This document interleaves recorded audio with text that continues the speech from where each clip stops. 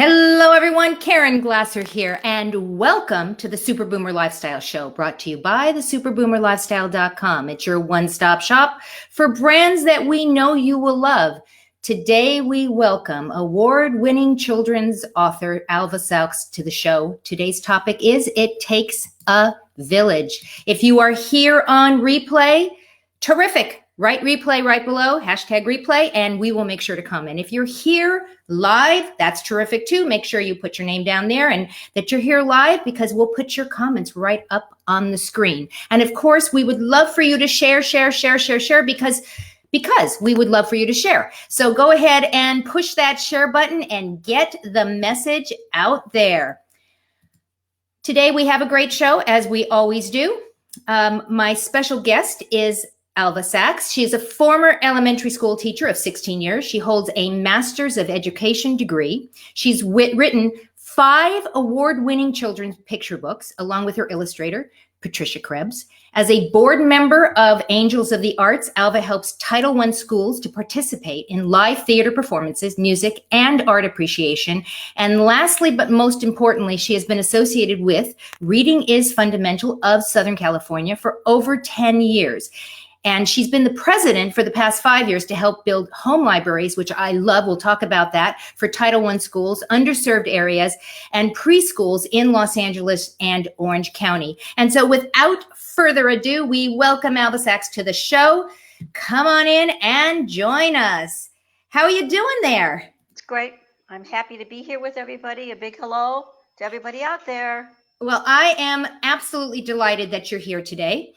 We are going to be talking about It Takes a Village, and it's such a great topic. When we first started talking about this, it was kind of just like, okay, that's what we're going to talk about, because it is so important in the fact that it's about children, and it's about making sure that there is a future for our children. But before we jump into that, I always like to ask the question, how do you describe a super boomer? Now, I'm going to describe it how I like to describe it, and then I'm going to turn it over to you, Alva, okay?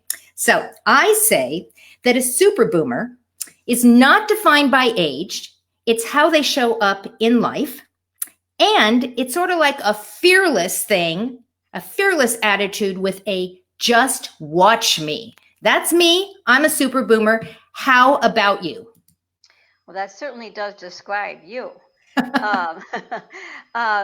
I actually have a different vantage point only because I have been transplanted many times in my life. And I also done many different things in my life. And so I consider myself a bloomer instead of just a boomer. I could be a bloomin' boomer, actually. And I think it's important to realize, just as a garden grows and new blooms come out all the time with the seasonal changes. And I think that's just like your timeline in your life. You really never know what's going to happen, where you're going to be, or what types of things that you'll be experiencing as you go through life. And I think that's the most critical thing, is learning how to bloom over and over again. I love it. When you first sent me all your information and you said a super boomer is a super bloomer, I love that. And I love the analogy of growth and growing. Susan Jacobs says she loves this topic. I do too, Susan. Thank you for joining us. We are delighted that you're here. Alva is pretty special. She's done a lot of great things. So we're just going to jump in, right? We're just going to jump right into the topic and talk about it takes a village. What does that mean when we say that? It takes a village. I know what I mean. What do you mean when you say it takes a village? I think the most important thing is to realize you're not in anything in life alone. I don't know if you think about Venn diagrams, which I did a lot when I was going for my master's and teaching in school, that you have the center, and then you have all these other things that interact with you, and they interconnect. So that maybe one time you're interconnecting with your children or your in-laws or your parents or the people you work with or your friends, for instance, that there's a commingling, and nobody can do something all alone. I know we try, and we think we can, and we have to let people know that it's okay to have a village around you, Right. a support system, if you will, never knowing, when you might need that support system. I certainly have had to need it many times in my life. And And so I think yeah, that's what I mean. Yeah. and in this day and age where the family unit has changed in so many different ways, Right. our children have come back to live with us, our parents have, we live with our kids, all of these things, our schools, our community. It does take a village. Susan Jacobs says it's her absolute favorite African proverb. I did not know that that was an African Oh, proverb. Thank yeah. you. Oh, yeah. I learn something every day. Thank you. I did not know that. Been around before other people used it. Well, I really like that. So first of all, let's just congratulate. You are an award-winning children's author. You have 5 award-winning children's books. Wow. Wow, wow, wow, wow, wow. I'm going to actually bring one right up into the show right now. This is one of your books. It's called I'm 5. Oh my gosh, I just love it. I love the illustration. Patricia is amazing. She does a beautiful job. Yeah. The story is amazing. Tell us a little bit about what this story is. Well, thank you for mentioning Patricia. I would have no book without her. And she's in Buenos Aires right now. And so we're kind of like a symphony together when we work. You can't like separate anything from the other thing. Yeah. Um, this book, literally, I was in a writing conference with the SCBWI program out here. Uh-huh. And I was taking notes. And all of a sudden, I wrote down the words, I'm 5. It came out of nowhere. I'm 5. And I still have the notebook with me. And I started writing. Wow. Um, and because I am an award-winning author, I use my kids in my first 3 books. So Ah.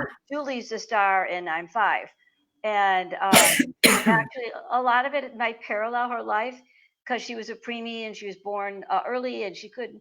Her birthday was the end of August and she had to wait to start school and all that. And so this is a fun story about Julie who has her 5 birthday party. All her friends are there, her mom and dad, and they're singing. And she looks up at her mom and she says, I'm ready to go to school tomorrow. And her mom is like, okay, how do I tell Julie that she can't go to school? She goes, well, school's not ready for you. How could school not be ready for me? So, It and sounds there it great. goes. So Yeah. what is this for 5-year-olds or is this for I mean, you can elementary even school? do three to five, and I've even done it in second grade. And I look at the kids when I'm there, and I go, "Do you remember when you started kindergarten? Yeah. Oh yeah, yeah, yeah. You remember your teacher? Do you remember your friends and how excited you were?" So So yeah, guys, I'll make sure to put a link in the comments so that you can go check this out. And the other 4 books that are award winning, you just told me before the show you're working on a new book. yep. Very exciting. We're not going to tell anybody what it is other than you're working on a new book. They need to keep an eye out on it because hopefully by the end of this year, you said it's going to be out, right? Well, and the other thing, being a teacher, if I can interject, is on my website, I've got activities for parents or teachers or whatnot to extend the reading experience with vocabulary and thinking and that type of stuff. And that's a good thing to realize that it gives parents who maybe not know what to do after they finish reading a book with their child, word searches, crossword puzzles, coloring sheets, write your own ending, and a I bunch love of stuff. that. I love that. So we put Alva's website up here so you can go check it out, alvasachs.com, so that you can check out all this great, great work that you're doing. Okay, so we talked about building home libraries. First of all, what's a home library? Is it exactly what it sounds like, where you send books to the house, or what's a home library? Reading is Fundamental of Southern California has been around for over 60 years. It started out in Washington, D.C.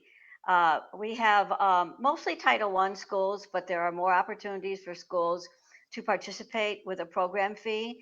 And what it is we get books donated, brand new books. We have Wow. an amazing warehouse here in Southern California that serves Los Angeles and Orange County, as well as preschools and Head Start schools. And the books are donated, they're brand new, and they're all shelved by category. And school districts have school sites that decide whether they want to enter or not. Because, that we lost all of our grant funding over the years Yeah, for books and schools and Head Start and all that. right. So we get brand new book donations, and then there's school site coordinators who Mm-hmm. come and they do a book distribution day. and there's a table for first grade, second grade, third grade, for reading letter levels and stuff like that. How wonderful. And it turns out to be like a special celebration. The kids get to pick their books and so on and so forth. We've had many sponsors over the years as well. And there were book plates in there. The LA Kings was a sponsor. We've had some other sports organizations that have sponsored. We do a bookmark contest. These bookmarks that the kids do about reading, they just blow you away. You would think they were like 20 years old.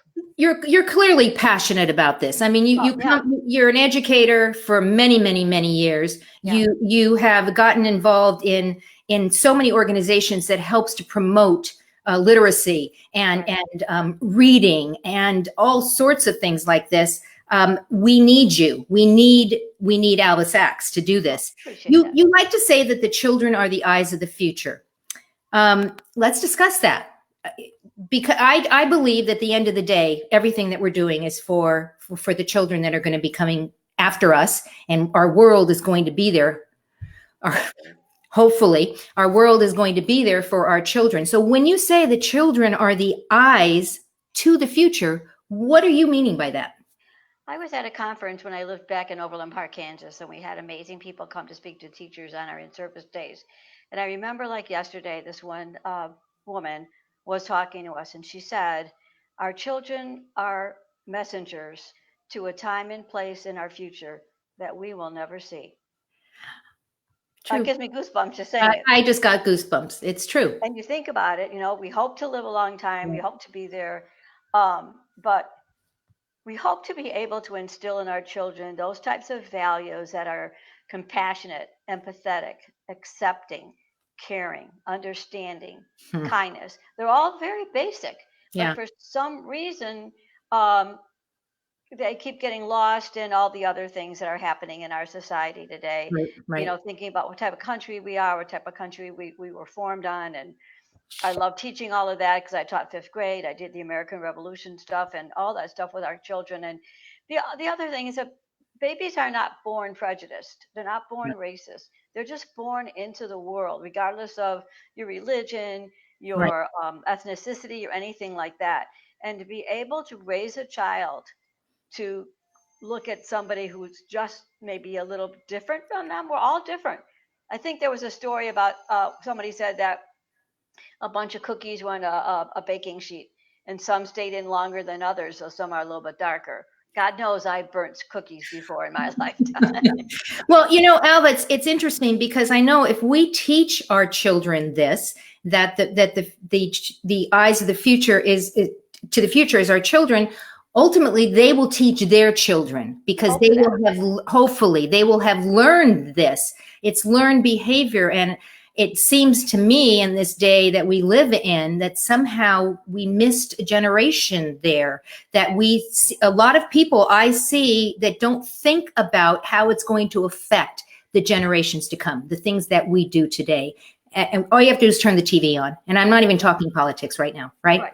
Well, and I think a lot has to do about parenting and what you're willing to learn and what you're willing to pass around down to your children.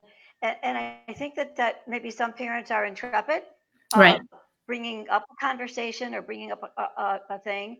And I think that's one of the good things I think that social media has helped. There's been wonderful, inspiring stories of children who are in school together, who are different ethnicities and come from different backgrounds and come from different monetary things, what they can afford, where they live, where they can't live, and how they're in a food program or not.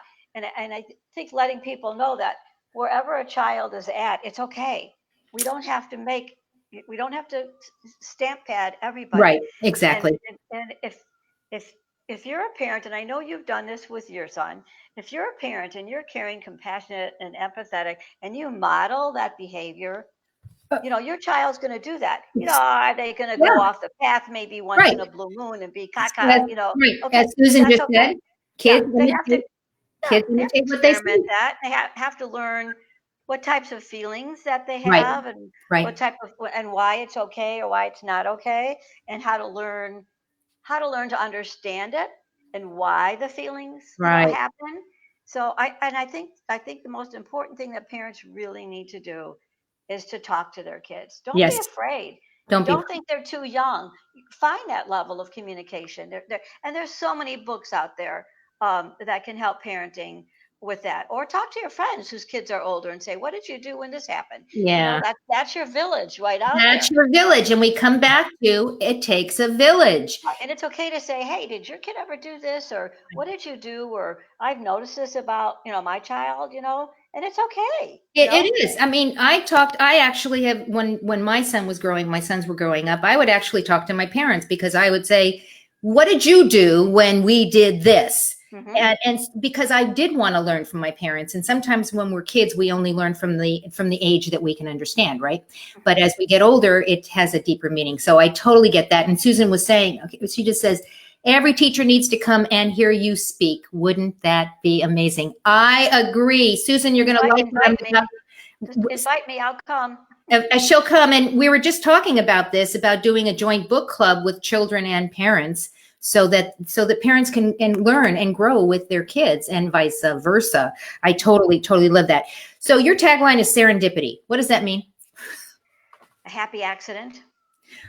You're a happy accident, or what you're doing is a happy accident? Has happened in my life. It's almost like in Hebrew Bashir, that it was meant to happen. Yep. It was a happy accident that I met my husband, which I wasn't supposed to. All the odds were against me. And that my illustrator, I met her at a happy accident. And many things in my life have happened along that course, besides loving the movie Serendipity with John Cusack. I love that movie. I love that, man. And that's where they have the frozen hot chocolate, right? Yeah. Yes, I remember that. The restaurant in New York. Oh my God. Yeah. So amazing.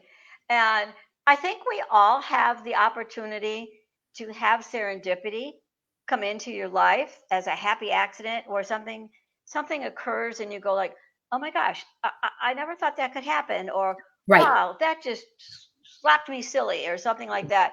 But you have to just allow yourself to be open, right? Be accepting, and not think that everything's got to follow a certain line or a certain path. I so agree. If you guys are just tuning in right now, we're talking to Alva Sachs. We're talking about the topic, It Takes a Village. She is a 5-time award-winning children's book author. She has 5 books out. We were talking about one of her books called I'm 5, which you can check out. I put a link in the comments already. You can check that book and go check it out online, and you'll see all the other books that she's done as well.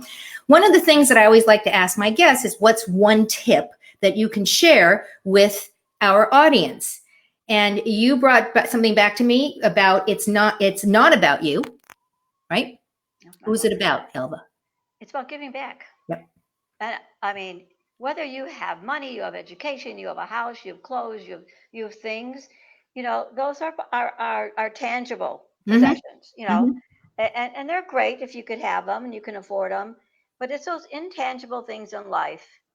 And I tried to raise my children that way. I have 3 amazing. I have a son. Yes, you do. Yes, you do. I know you do. Yes, you do. I'm very proud of them. They're good humans. In spite of me and my husband. They all work and they all have health insurance. Enough said. Enough said. That is. But when I look at them, and like when they were little, and we'd go into quote unquote Toys R Us, and they would never say, "Mommy, can I have this? Mommy, can I have that?" Or if we were buying a birthday present, I say, "This is not your day. This is for your friend's birthday party." And I would explain to them that giving to others, as well as tzedakah through our religion and things like that. And it doesn't matter who you are.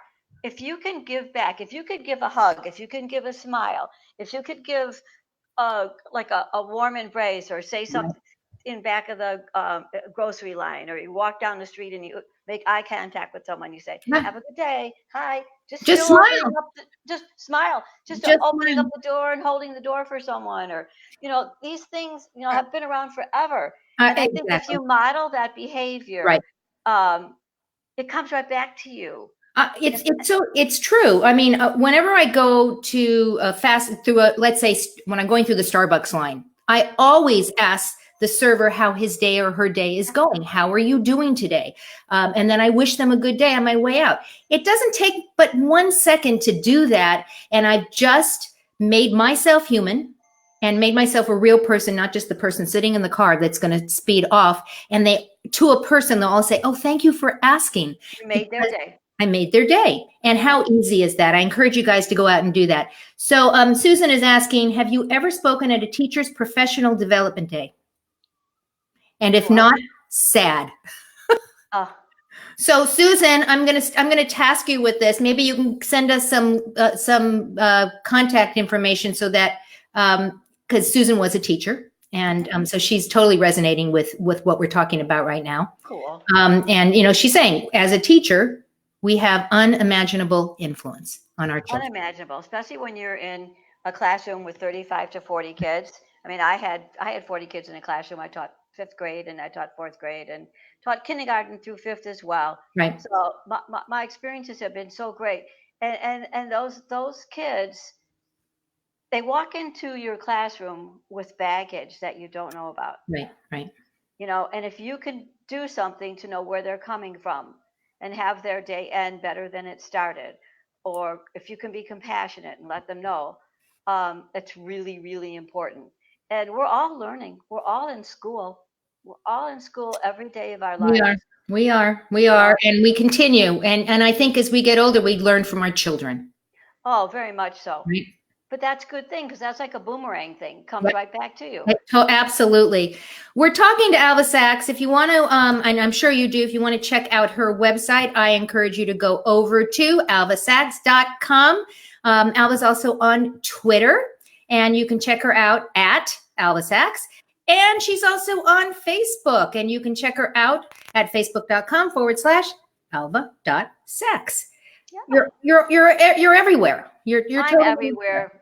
It was just like that one line from one of the plays, or any meme, that you have to be everywhere. I can't say the whole line, but it's like they did it at Calabasas High School. Yeah. And it's a great play if you ever want to get some really good one-liners from that.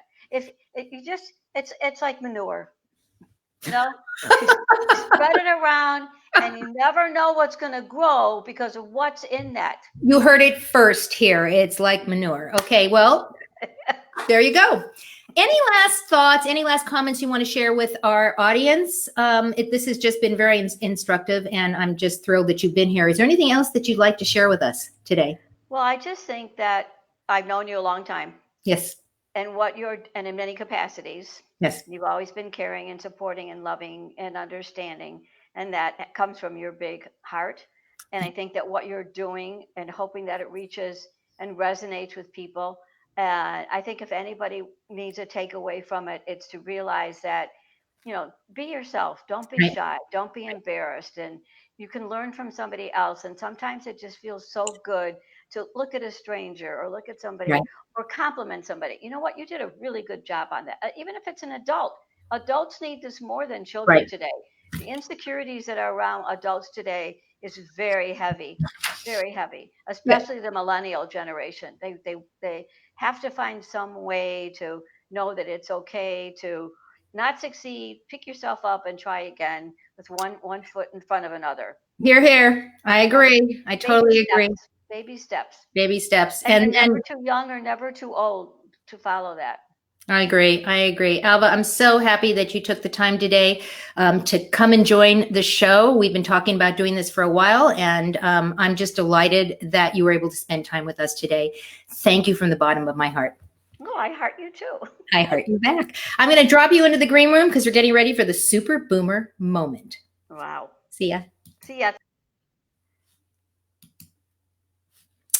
So I'm going to go ahead and talk about the Super Boomer moment. We do this at the end of the show, something that struck a chord with me. And actually, I thought I was going to talk about super boomers being super bloomers because I just love that visual. But actually, what I do want to, what my Super Boomer moment in this show is that it's not about you or me personally. It's about what we can do for others. Put a smile on your face. Say hello to somebody out there and in the checkout line at the market. When you go into a restaurant, be nice to the hostess, the waitress. It doesn't take much to do that, and you get it back in spades. I know that personally because I've done that, and I know that when you try doing that, it's going to become second nature. So that was my super boomer moment of this show. I'm always happy that you come and join us every single week. This is a labor of love for me. I love doing these shows. I love the amazing guests that come on from all around the world. Next week, we have a cinematographer who's joining us, Indy Saini. She's unbelievable. Wait till you hear this show. She's just fascinating. And it's all about us as super boomers and that we are fearless. We are going to do anything and everything that we want to do. I want to thank all of you who are here because we know that you have a choice as to how you spend your time. And I want to thank you for spending your time with Alva and I today, and go out and give somebody an awesome day. And we'll see you next week on the next episode of the Super Boomer Lifestyle Show. Goodbye, everyone.